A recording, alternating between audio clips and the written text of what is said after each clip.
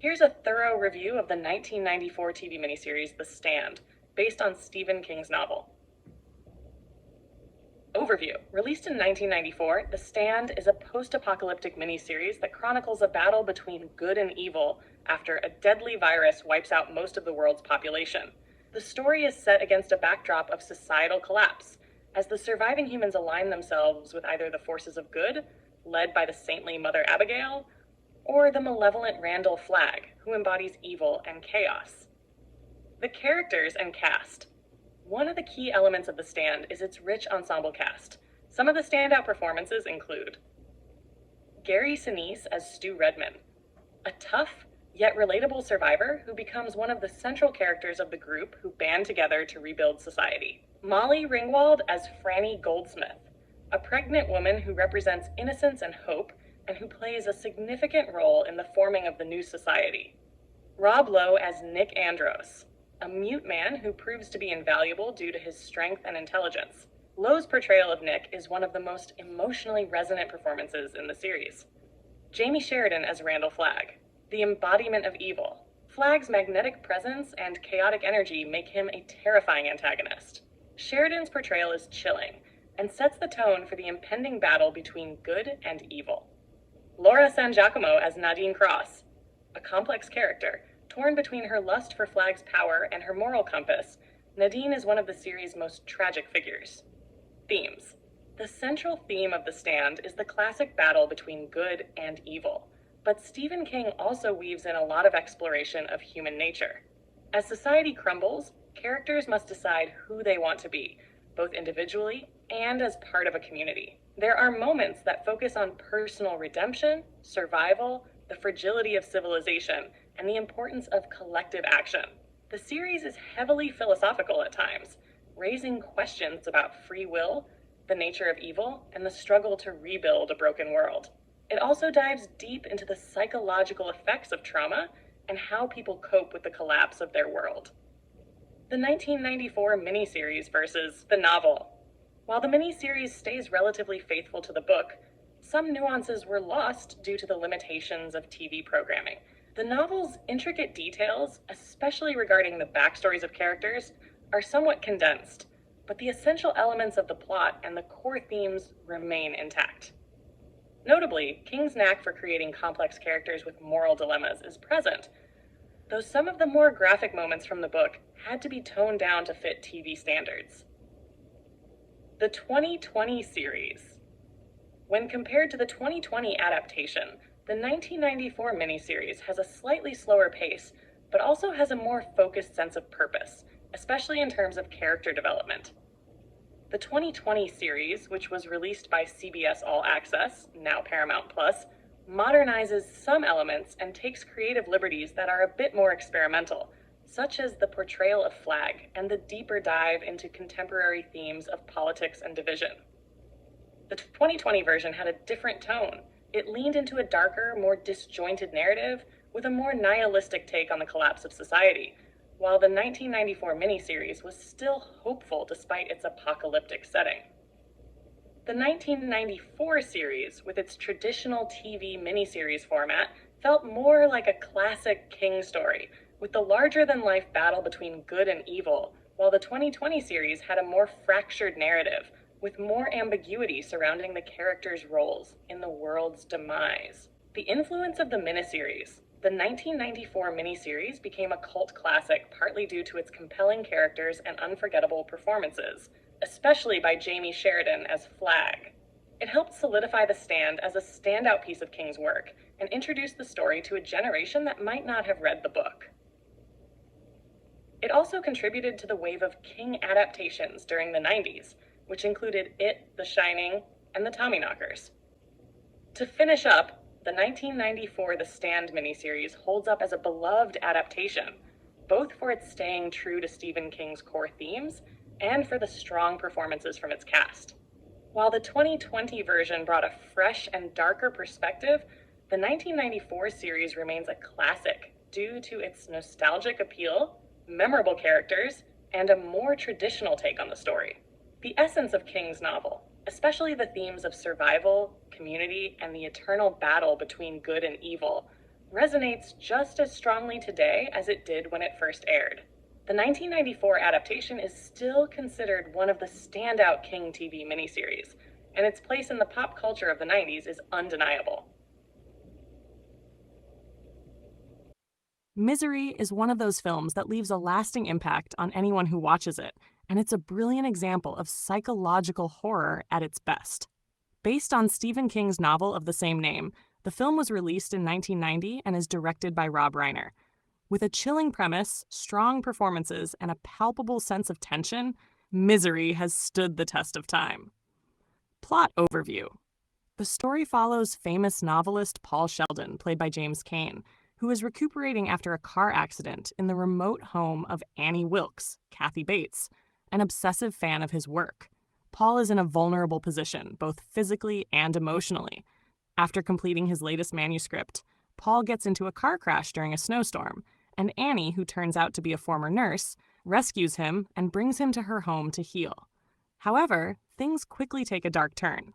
Annie is less of a compassionate caregiver and more of a controlling, unhinged woman who becomes increasingly fixated on Paul. She reveals that she is a huge fan of Paul's book series, particularly one called Misery. But she is furious when she discovers that he has killed off the series' main character in his latest novel. Annie demands that Paul write a new book where he resurrects Misery, or else she will punish him in increasingly horrific ways. The tension of the film escalates as Paul is trapped in Annie's home with no way to escape. What follows is a psychological cat and mouse game that highlights the power imbalance between the two characters. And it's a gripping, intense ride from start to finish. Character breakdown. The movie really hinges on its two main characters, Paul Sheldon and Annie Wilkes. Both actors, James Caan and Kathy Bates, deliver stellar performances, making Misery a terrifying character study. Paul Sheldon is a classic example of a writer who struggles with the pressure of his work and the expectations of his fans. He comes off as sympathetic, especially as he's forced into this terrible situation, but the film does a good job of showing his flaws and desperation. He's also resourceful, doing whatever he can to survive. And Caan plays him with just the right amount of tension and vulnerability. But it's Kathy Bates as Annie Wilkes who steals the show. Bates delivers a performance that's nothing short of iconic. Annie Wilkes is a character so unpredictable, so frightening, and so full of twisted charm that Bates won the Academy Award for Best Actress. Her performance is terrifying because it feels so grounded in reality. She's not some over-the-top villain. She's a person who is deeply unwell, but still completely capable of immense cruelty. She plays Annie with such intensity and conviction that you're both horrified and fascinated by her. Annie is a complex character. On one hand, she seems sweet and caring, but as the movie progresses, you realize she's capable of unspeakable acts of violence. She's a fan who's gone way too far. Her love for Paul's work quickly transforms into an obsession that's both disturbing and dangerous. The scenes where Annie switches from being tender to violent are unnerving because they feel so sudden, which is a testament to Bates' incredible range as an actress. Themes and psychological horror. One of the key themes of Misery is obsession. Annie Wilkes' fixation on Paul and his books is the driving force of the plot, and it showcases the dangers of fandom when it crosses into the unhealthy. The movie reflects how admiration for an artist's work can blur the lines of reality, and when someone becomes too obsessed, it can turn into possessiveness, and eventually, violence. Another theme explored in the movie is power and control.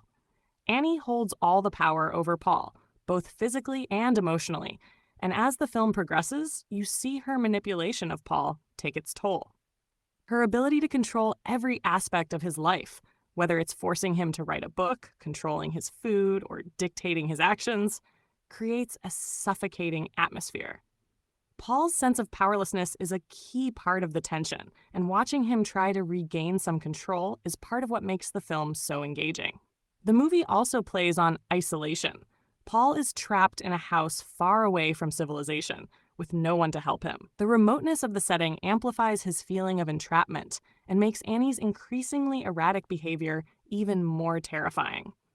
The way Reiner creates that atmosphere of isolation is masterful, and it's a constant reminder that Paul is completely at Annie's mercy. Kathy Bates and her Oscar-winning performance. Kathy Bates' performance is the cornerstone of Misery. She brings Annie Wilkes to life in a way that is both disturbing and mesmerizing. Her portrayal of a woman who can flip from being sweet and kind to a cold-blooded killer in an instant is one of the most unforgettable performances in the history of film.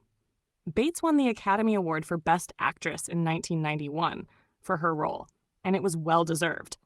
Her performance is so rich and layered, and she takes the character of Annie beyond just being a simple villain. Annie is humanized through Bates' performance. Her brokenness and trauma are visible beneath her psychotic tendencies. It's one of those rare performances where an actor elevates the entire film with their commitment and intensity. Comparing Misery to other Stephen King adaptations. Misery is often considered one of the best Stephen King adaptations, partly because it doesn't rely on supernatural elements. Instead, it's rooted in the real-world horrors of obsession and control. In that sense, it's a more psychological horror film than others based on King's work, like The Shining or Carrie. In terms of other psychological thrillers, Misery compares well to films like The Silence of the Lambs and Psycho. Like those films, it creates an unsettling atmosphere and delves deep into the twisted psychology of its antagonist. The Shining, directed by Stanley Kubrick, is also a King adaptation, but it leans much more into the supernatural and the breakdown of a man's sanity in isolation. While The Shining is more surreal and disturbing in its visuals, Misery keeps things grounded in reality, making its horrors all the more plausible and terrifying. The legacy of Misery and its influence on horror films. Misery remains a pivotal film in the thriller and horror genres. Its exploration of fandom, obsession, and captivity has influenced later films and TV shows. It also paved the way for more character-driven thrillers and psychological horrors. The intense cat-and-mouse dynamic between Paul and Annie has been replicated in several other films, but none quite capture the raw intensity that Misery does. The relationship between the protagonist and antagonist is at the heart of many horror films, but Misery does this in such a masterful way that it feels fresh even now. The film's ability to keep you on edge, especially with the subtle psychological manipulation at play, ensures its status as a classic in the genre.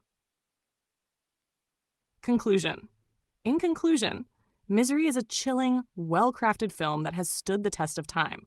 With strong performances, especially from Kathy Bates, an engaging plot, and a deep dive into the themes of obsession and control, it remains a standout in both the psychological thriller and horror genres.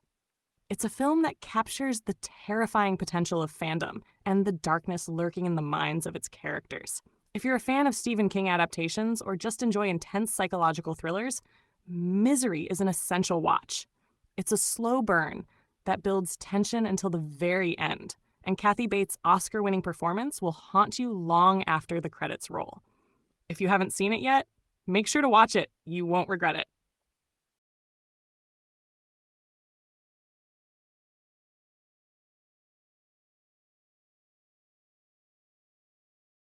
The Mist is a 2007 horror film directed by Frank Darabont, based on Stephen King's 1980 novella of the same name.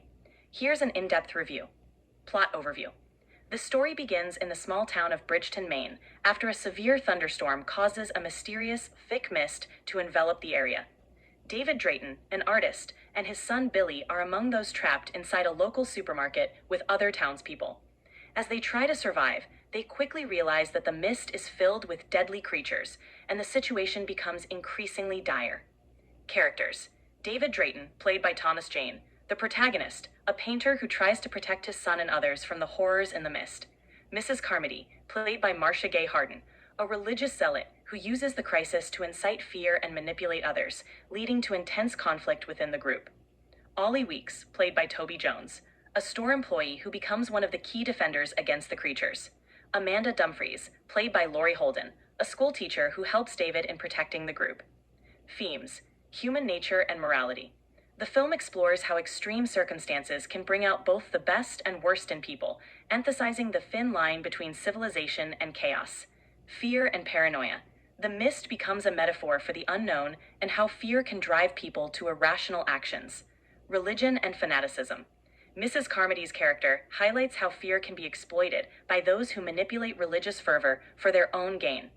Genre. The Mist is primarily a horror film featuring elements of psychological horror and science fiction. It delves into the terror of the unknown and the monstrous, both external, the creatures in the mist, and internal, human behavior under stress. Overall thoughts.